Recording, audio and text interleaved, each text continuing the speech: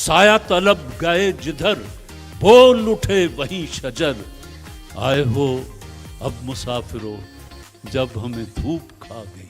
अस्सलाम वालेकुम नाज़रीन, आप देख रहे हैं ZAH एंटरटेनमेंट। मैं हूं ज़हीर अहमद।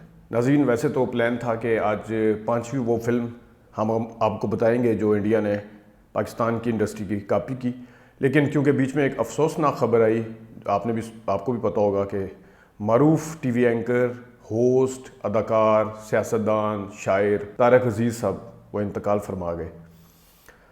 तारक अजीज़ साहब की शख्सियत के जो पहलू हैं वो इतने ज़्यादा हैं कि उसके ऊपर अगर बात की जाए, उनको किसी एक पहलू में या किसी एक शोबे में ब्रैकेट नहीं किया जा सकता हो। जिसे कहते हैं लार्जर देन लाइफ उनकी लाइफ है। अगर उनके क्रेडिट पे ये चीज़ जाती है कि उन्होंने जिस वक्त PTV स्टार्ट हुआ, पहली जो एक अनाउंसमेंट थी वो तारक अजीज़ साहब ने की।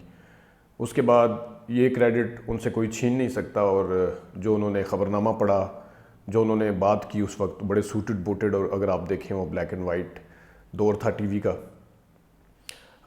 उसके बाद अदाकार, बहैसियत अदाकार, उन्होंने वहीद मुराद जैसे मायानाज फ़नकार के साथ इंसानियत फ़िल्म की, जिसकी इंडिया में भी कॉपी हुई।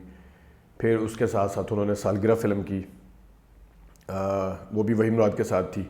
फिर हार गए इंसान जैसी आर्ट फिल्म में काम किया। उसके अलावा उन्होंने ज़िंदगी जैसी फ़िल्म नदीम की, जो बहुत ही सक्सेसफुल फ़िल्म है, वो की। उस वक्त और बहुत ज़्यादा फ़िल्में की उन्होंने। फिर उन्होंने एक 80s के या 90s के अर्ली जो दौर था, उस वक्त उन्होंने माँ बनी दुल्हन की।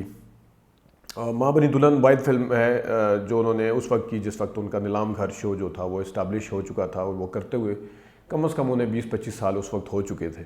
नीलाम घर टीवी होस्ट, जो ये गेम शो आजकल बड़े चलते हैं, हर बंदा उससे मुस्तफ़ीद भी हो रहा है और हर एंकर ने उससे फ़ायदा भी उठाया है। वो भी तारक अजीज़ साहब की मरहून मिन्नत है। और उसके साथ जो क्विज़ शो होते हैं, उसके साथ बैतबाजी, क्योंकि वो शायर भी थे, तो इन तमाम जो चीज़ों का क्रेडिट जो है वो बिला शोबा, जिसमें कोई शक ही नहीं, वो तारक अजीज़ साहब को जाता है। इन तमाम चीज़ों के साथ साथ हम जैसे जिस एज में हम हैं, वो लोग जिनके बचपन, जिनके लड़कपन और जवानी जो है वो तारक अजीज़ साहब की यादों के साथ गुजरी है। मुझे याद है, मैं छोटा था तो जिस वक्त PTV का ज़माना था, आप गली में से कहीं से गुजरते थे तो हर घर के अंदर से नीलाम घर की आवाज़ आ रही होती थी। उनके जो जुमले थे वो अपनी मिसाल आप थे।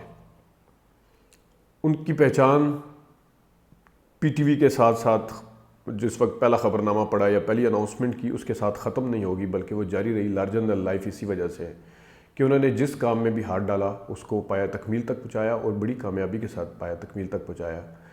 अगर नीलाम घर, फिर वो बज़्म तारिक हुआ, या तारक अजीज़ शो भी बना। कहने वाले ये कहते हैं कि 30-35 साल एक शो को करना और जिस एनर्जी के साथ करना, ये भी अपनी मिसाल आप है। और इतने एनर्जेटिक थे कि वो जो हॉल जिसमें वो करते थे, अब आजकल तो वो स्टूडियो और बड़े बड़े उसका ज़माना आ गया जिसमें सेट लगा दिए जाते हैं। तो वो नीलाम घर जो था वो किसी सिनेमा हॉल में या ऑडिटोरियम में किया जाता था, तो वो सीढ़ियाँ फलांगते, चढ़ते, कूदते ऐसे जाते थे हर मेहमान के पास, हर बंदे के पास। एक आम आदमी से लेकर अपने शो के अंदर वो हर एज का ख्याल रखते थे कि बच्चों को कैसे डील करना है, जिनकी नई शादियां हुई हैं कैसे डील करना है। ख़ास तौर पे जिस टाइम नए जोड़े को बुलाते थे तो उनका एक अपना स्टाइल था, जिसमें एक वो पीछे शहनाई सी बजती थी, तो वो इशारे से समझा देते थे कि वो इस वक्त क्या चाह रहे हैं और किन को बुलाना चाह रहे हैं। बाज़ दफ़ा ऐसा भी होता था कि मोमर जो यानी कि सबसे ज़्यादा एज वाले लोग हैं, वो कहते थे कि मेरे हाल का सबसे बड़ा मेहमान जो अपनी एज में सबसे ज़्यादा है। बाज़ दफ़ा ऐसा भी होता था कि अगर एक जो बंदा सबसे ज़्यादा एज वाला, उम्र वाला सामने आता था, तो वो कहते थे कि आपसे तो मैं ख़ुद बड़ा हूँ भाई। तो ये वो यादें हैं। फिर उनकी देखती आंखों सुनते कानों, उनके जुमले, क्योंकि जो होस्ट होता है उसकी ज़ुबान और उसके अल्फाज ही उसकी पहचान बनते हैं। देखती आंखों सुनते कानों का तो सभी को पता है।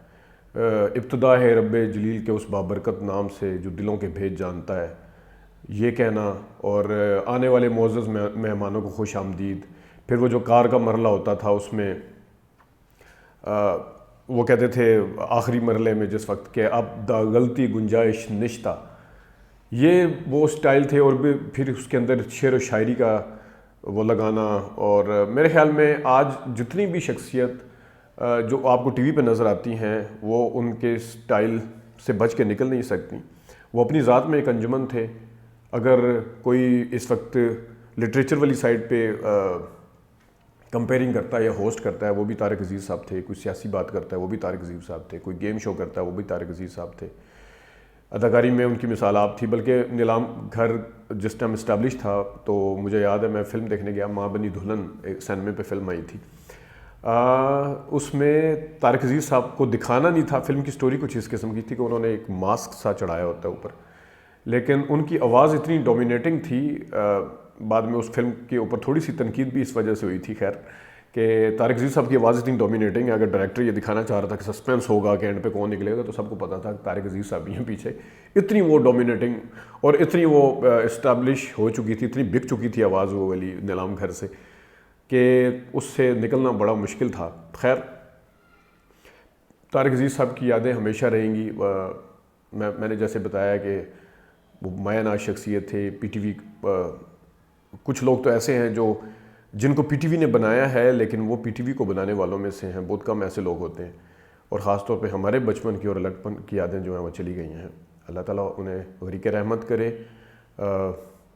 سیاست میں بھی وہ آئے تھے، اور ہمارے یہاں عموماً ٹرینڈ ہے کہ اداکار یا فنکار یا ٹی وی سے وابستہ یا شوبز سے وابستہ جو شخصیات ہیں ان کو کم ہی کامیابیاں ملتی ہیں. تو انہوں نے ویسے اتفاق کی بات ہے کہ موجودہ جو وزیر اعظم عمران خان صاحب ہیں ان کو شکست دی تھی سیاست میں جس وقت انہوں نے قدم رکھا تھا. ان کی یادیں رہیں گی. بڑی جاندار شخصیت تھے، بہت انرجیٹک تھے. ہم سب کے لیے مثال تھے.